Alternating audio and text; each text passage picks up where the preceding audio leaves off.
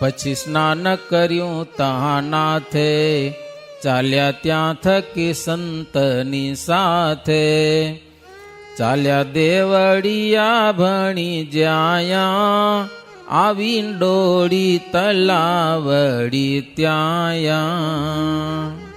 નાઈ ધોઈને ત્યાંથી નીકળ્યા સંતોની સાથે, તો રસ્તામાં ડોળી તળાવડી આવી. હજી છે તળાવડી, કુઈ છે પ્રસાદીની, હનુમાનજીનું મંદિર છે. મહારાજ કે જગ્યા સારી છે, કે મોટા મોટા ઝાડવા છે ત્યાં. એ ઝાડની છાયા મારે ત્યાં કને બેઠા, સંતોને બધા બેઠા ત્યાં કને. હો ત્યાં તો જાલમસી આવી ગયા વાળંદને લઈને. લ્યો જાલમસી ઘોડી ઉપર, વાળંદ પગે હાલ્યો આવે, ઘોડાનું પેગડું ઝાલીને. અને વાળંદની થેલી હોય ને, થેલી ઈ જાલમસીએ પોતાના ગળામાં પહેરી હતી. લ્યો વાળંદની થેલી કોણ ઉપાડે? ગોતા રાજાએ ઉપાડી હતી. બોલો, સંતો અને મહારાજા દ્રશ્ય જોયું. સમજાને? જાલમસી એક રાજા છે, ગામનો રાજા છે, રાજા. અને વાળંદની થેલી ગળામાં લટકાવીને હાલ્યા આવે. એ ઘોડામાં ઓલું પેગડું ચાલીને હાલ્યો આવે નીચે. હો સંતોને હરિભક્તો દ્રશ્ય જોઈને કીધું કે જાલમસીને ગર્વ નથી. મહારાજને વસ્તુ કરવી છે ને, તો વાળંદની થેલી ઉપાડવામાં કાંઈ વાંધો નહીં, ગળામાં પહેરી લો વાળંદની થેલી. કે માન નથી જરાય, એવું બીજું કાંઈ નહીં. કહેવાનું શું? આને માન નથી કે એમ. મહી નાથ દીઠા નિર્માની, તે તો વાત નહીં કાંઈ નાની. કોઈ દી હાથ ઝાલી વાળંદ થેલી ઝાલી હોય કોઈ દી રાજાએ? પણ આજે મહારાજ માટે ઝાલી હતી. ઝાલી નહીં, કોટમાં પહેરી હતી. લ્યો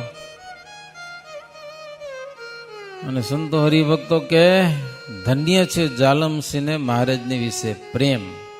પછી આવ્યા, મહારાજને પ્રણામ કર્યા. હજામાં આવ્યો ભેગો, તળાવમાંથી પાણીનો વાટકો ભરી આવ્યા. એને બધી પલાર્યું થોડુંક. સમજ્યા ને?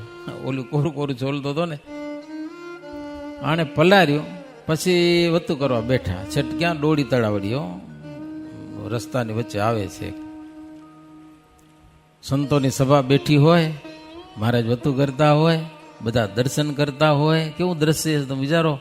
ઘણા બધા સંતો હોય, કેટલાક હરિભક્તો પણ બેઠા હતા. મુક્તાનંદ કહે મહારાજ, કેવો વાળંદ આ કહો આજ. મહારાજ આ વાળંદ કેવો હોય? કે મને કરાવું વતું. કે મુક્તાનંદ સ્વામી કહો, જો હારો હોય ને તો વતું કરાવી લઈ. કહો સોણી બોલિયા શ્રી ઘનશ્યામા, હતો વાળંદ જે તાવી ગામા. મહારાજ કે સ્વામી કાંઈ નહીં વતું કરાવવાનું. કહો તાવી ગામમાં જે વાળંદ હતો ને, એમાં તો જીવનું જોખમ હતું. હું જીવ જાય એવું લાગતું, જીવ મરી જાય. હું બાકી દેહનું જોખમ તો અહીંયા છે. કે શું કે ત્યાં જીવનો જોખમ હતો, બાકી દેહનું તો જોખમ અહીંયા છે. થોડોક હારો કેવા ઓના કરતા એમ, બાકી કરાવવાનું કાંઈ નહીં. કે લે આવી મજાક કરી હો મહારાજ. મહારાજ વસ્તુ તો પૂરી કરાવી લીધી. સમજ્યા? વત્તુ હજી મહારાજ નાવા નતા ગયા, વત્તુ કરાવતા હતા ને બધા દર્શન કરતા હતા. ત્યાં એક નવીન બીના બની પાછી. મજાની વાત છે પાછી. પૂર્ણાનંદ નિર્વિકારાનંદ, આવ્યા જ્યાં હતા સૌ મુનિ વૃંદ. નવદીઠો ત્યાં બેસવા માગ, નવદીઠો પેસવા લાગ. સંતો ઘણા બધા હતા ને, એટલે પૂર્ણાનંદ અને નિર્વિકારાનંદ બે સાધુ આવ્યા. સભામાં ક્યાંય જગ્યા નહીં બેવાની. હો એને ખપે પાછું આગળ બેવા, વાય બે તો નનકા થઈ જાય. એ તકલીફ થઈ. આને એ કે છેવાડે તો ના બેવાય. કે હો આગળ જ બેવું પડે. ત્યાં જગ્યા નહીં એટલે થોડાક આમ જાય, વળી આવે, વળી આંટા મારે. આમ કોઈક ઉઠે તો જગ્યા કરે, એમ દેખે તો. હવે મહારાજ ન બોલે તો બીજા કોઈ બોલે નહીં ને પાછા. મહારાજ ઈશારો કરી દીધો, કાંઈ ડગતા નહીં, છનામણા બેઠા બધા. એને કોકના મનમાં માન આવે ને તો મહારાજ માનનું ખંડન કરતા પૂરેપૂરું. હવે સંતની સભા છે, પ્રગટ ભગવાન બેઠા છે, છેડે બહિરો તો શું તમે નાના થઈ જતા, જેવા છો એવા ને એવા રહો, એમ શું ફેર પડી જાય? કયો ફરક શું પડે? મારે સભામાં કીધું હોય વચનામૃતમાં, જ્યાં જેને યોગ્ય હોય ત્યાં બેહવું. આગળ બેહવા જેવું હોય અને વાંહે બે તો ભૂંડો લાગે કે ન લાગે? બુઢ્ઢો હોય ને કેવો લાગે? અને હાવ નનકો હોય આગળ આવીને બે તો એટલો બધો શોભે નહીં. જ્યાં જેવી સભા એ પ્રમાણે બેહવું જોઈએ, પણ જગ્યા ન હોય તો પછી કે કોઈને ઠોહી મારીને તો બેવાય ને પાછું, તોય ધજ ન લાગે મહારાજ કે. તો જ્યાં જગ્યા મળે તો બેસી જવું છે. આ ભાડા બેઠા નહીં મહારાજ, આંટા મારે સમજા ને. તો મહારાજ સંતોની સભામાં કે માનની મૂર્તિ જોઈ છે, માનની જાહેરમાં ઓલે આંટા મારે બેવા માટે. મહારાજ કે પ્રત્યક્ષ માનની મૂર્તિ જોઈએ ને તો આજો બે આંટા મારે છે કે લ્યો, એમ કીધું મહારાજ. જોઈ લો કે આ માની ભક્ત મને નવ ગમે, માની જાય વહ્યો કોઈ સમે, કામ ક્રોધ કદાપી જીતાય, પણ માન થકી તો હરાય. મહારાજ કે માની ભગત અમને ક્યારે બિલકુલ ગમે નહીં. કામ ક્રોધ કદાચ જીતાય પણ માન જીતાતું નથી. બહુ ભયંકર. દરરોજ મંદિરમાં આવે એને માન આવે, હું દરરોજ આવું ઓલો નથી આવતો. એ શું એવું વિચારવાનું જરૂર હોય? આવું તો આવો અને તમને કોણ ના પાડે? હું દરરોજ કથામાં બેહું, ઓલો નથી બેતો તો ના બે એને શું માથાકૂટ કરો તમે? તમે બેવરા ને તો હારાવો તમે. પણ એ માન જાત જાતનું આવું કરાવે બધું. સત્સંગ કરો તોય માન આવે. બોલો હવે એ કરવું શું? બીજાને કથા વાંચતા ના આવડતી ને પોતાને આવડતી હતી કે મારે જે કથા કોઈ ના આવડેલો, એ માન આવ્યું કે ના આવ્યું?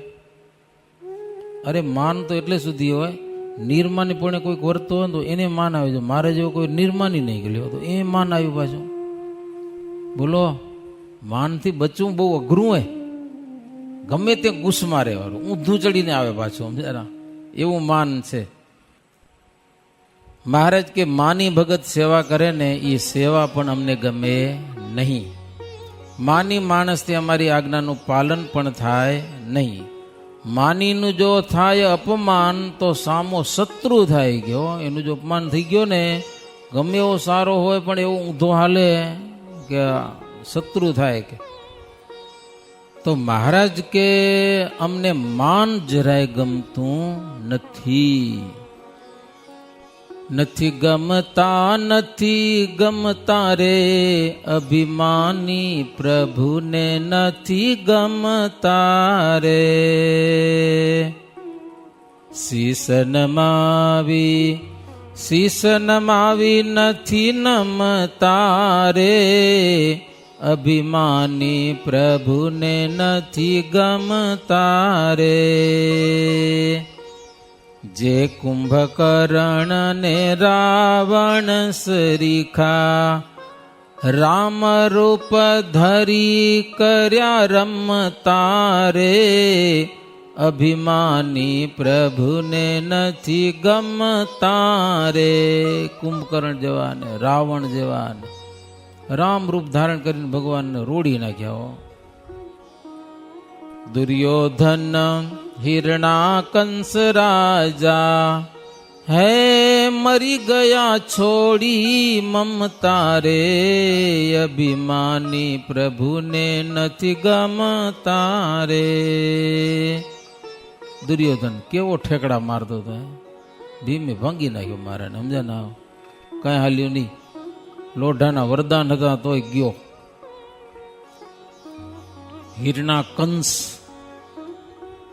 જબરો રાજા હતો, પ્રહલાદજીનો અપરાધ કરવા ગયો તો ચીરાઈ ગયો. નરસિંહ અવતાર ધારણ કરી ભગવાને ચીરી નાખ્યો, ખલાસ. અભિમાન ધરી ધરી હારીને બેઠા, હે ડૂબી ગયા દેવતાને દમતા રે અભિમાની પ્રભુને નથી ગમતા રે.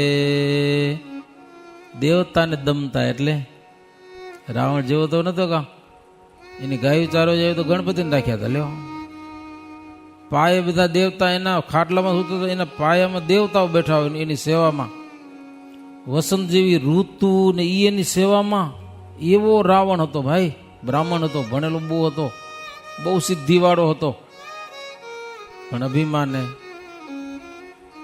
સીતાને ઉપાડી ગયો ને એમાંથી શું થયું? રોડાઈ ગયો. લ્યો, દેવતાઓને મારો સેવા કરાવતો, લ્યો દેવતાઓને, રાવણ પણ અભિમાન કરવા ગયો, બધું ગયું. નારાયણ દાસ ના નાથ ભજ્યા વિના, હે 84 માં ભવો ભવ ભમતા રે, અભિમાની પ્રભુને નથી ગમતા રે. કવિ કે નારાયણદાસ થઈ ગયા છાણી ગામના, વડોદરાની બાજુમાં છાણી ગામ છે. હરિભજન વિના 84 માં ભમતા, હો, 184. 84 એટલે 84 યોની છે. સેદજ, અંડજ, ઉદ્ભીજ, જરાયુજ, આ બધી 4 પ્રકારની ખાણો, એમાં 84 જ્ઞાતિ, જીવ જાતિ બધી, હો, એમાં જીવાત્મા ભટકે છે. હો, શેના વિના? હરિભજન વિના. તો મહારાજ કે નિર્માની ભગત મને જેવો પ્રિય છે ને એવો માન્ય તો નથી, એવી મહારાજ વતું કર્યા પછી કેટલીક વાતો કરી લો. મહારાજને જઈ મરજીમાં આવે નહીં કરવાનું, કાંઈ નહીં, વતું થઈ ગઈ, બેઠા બસ. આ બધી વાતો કરી. ઓલ્યા પૂર્ણાનંદ તો ભાગી ગયા હચોડા મૂકીને, આપણે તો અભિમાની ઠરાવ્યા કે લ્યો માની ઠરાવ્યા, પછી તો ગ્રસ્ત થઈ ગયા હતા. પછી ઘણી કથા છે એની બધી. આવી બધી મહારાજ કેટલીક વાતો કરી ને પછી પ્રભુ તળાવમાં સ્નાન કર્યું, નાયા. હવે જો આવ્યું ને, તળાવમાં નાયા, પછી ત્યાંથી દેવળિયા જઈને પ્રભુ રાત રોકાણા જાલમસિંહને ત્યાં સારી સેવા કરી.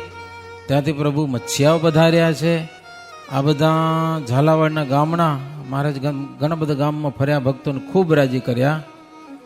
પછી ભગવાન શ્રીહરિ ત્યાંથી અમદાવાદ પધાર્યા છે. બધા ગામડાઓમાં ફરી આવીને નરનારાયણ દેવના દર્શન કર્યા અમદાવાદમાં આવીને, અને શ્રીજી મહારાજ પ્રબોધનીનો ઉત્સવ ત્યાં ઉજવ્યો અમદાવાદમાં. હવે બધા ભક્તોએ મહારાજનું પ્રેમથી પૂજન કર્યું. સાંજે સભા ખરી. સભામાં 500 સંતો એ સભામાં બેઠા હતા બધા. હો, ઘણા બધા સંતો ભેગા થયા હતા ત્યાં કને.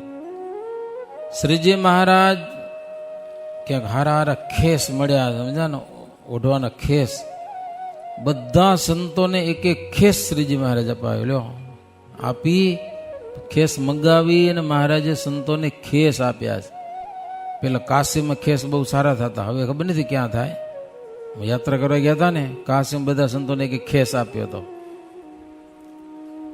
પછી આનંદ સ્વામી મહારાજનું પૂજન કરેલું છે. પ્રબોધની પછી કાર્તિક મહિનાની પૂનમ આવી, તો પૂનમનો પણ શ્રીજી મહારાજ ત્યાં કને ઉત્સવ કર્યો છે. આજે પૂનમ છે ને પૂનમ, કાલે પણ પૂનમ છે. 2 પૂનમ કેમ આવતી હશે તમે કહો? આજે વ્રતની પૂનમ છે અને કાલે મુગટની પૂનમ છે. ભગવાન મુગટ કાલે પહેરશે, પણ વ્રતની પૂનમ આજે છે. આજે એટલા માટે કે દિવસો બધા હરખા હોતા નથી, લાંબા ટૂંકા દિવસો છે. જ્યોતિષ પ્રમાણે સમજા ને, એ અઘરો વિષય, તમને ખબર નહીં પડે બહુ, આમ તો ભણવું પડે. દિવસો બધા તિથિ આવે ને, એકાદશી, 12, 13, 14, એ દિવસો બધા હરખે હરખા નથી, લાંબા ટૂંકા છે. એટલે આજે પૂનમ શરૂ થઈ ગઈ, બરોબર. હવે એ પૂનમ આવતીકાલે હજી પૂનમ છે, પણ હા જે ચંદ્ર ઉગે ત્યાં સુધી પૂનમ પહોંચતી નથી, વહેલી પૂરી થઈ જાય. સમજી ગયા તમે? પાડવાની પૂનમ કઈ કહેવાય? કે સાંજે ચંદ્રોદય સમય પૂનમ હોય તો એ પૂનમ પાડવાની હોય.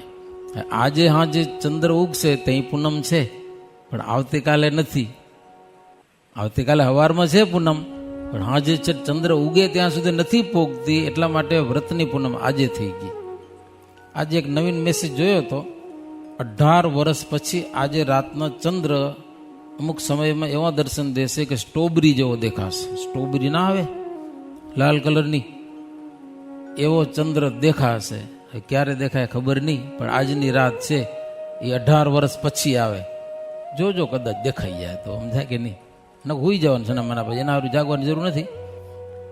પણ એક નવીન દ્રશ્ય થતું હશે કંઈક હોય છે. અમુક અમુક આ બધું જ્યોતિષ પ્રમાણે આવે, એ બધું જ્યોતિષ કે જ્યોતિષના બધા એમાં ગણતરી કરવાની હોય. ગણતરી કરવાની, આ ગ્રહણ કેમ ખબર પડી આ લોકોના? બોલો, ગ્રહણ આવશે અને એટલા વાગે થાય કે નથી થતું, તો જ્યોતિષમાંથી આ બધી ગણતરી થાય છે. એ ભણ્યા હોય એને ખબર પડી જાય બધી કે આજે શું થવાનું છે. અમુક અમુક ગ્રહ ભેગા થાય એટલે એના ઉપરથી નક્કી જ હોય કે આટલું આટલું ભેગું થાય તો આવ થશે, જેમ આજ થાય ગ્રહણ થશે, થાય પાછું. અંતર્યામી તો કોઈ નથી ને, એમ આકાશમાં કોઈ જોવા જાતું નથી ને, પણ કેવા પ્રમાણે ગ્રહણ કેમ થઈ જાય રૂ થાય છે, એટલે જ્યોતિષની ગણતરી પ્રમાણે થાય છે બધું. તો શ્રીજી મહારાજ કાર્તિક મહિનાની પૂનમનો ઉત્સવ પણ અમદાવાદમાં ઉજવ્યો. પછી ચાલ્યા શ્રીપુરથી જગવંદ, ગયા જેતલપુર સુખ કંદ, સાથે લઈને ઘણા ઘણા સંત, ગયા ગામણીએ ગુણવંત.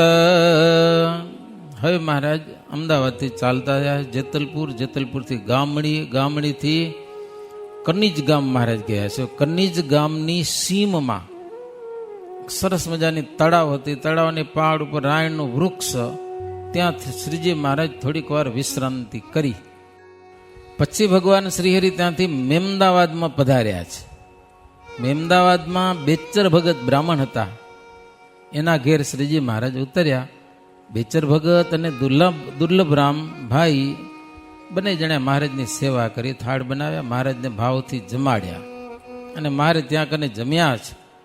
પછી શ્રીજી મહારાજ જૂનું મંદિર ત્યાં કને, ત્યાં શ્રીજી મહારાજ સભા ભરી છે મંદિરમાં જઈને.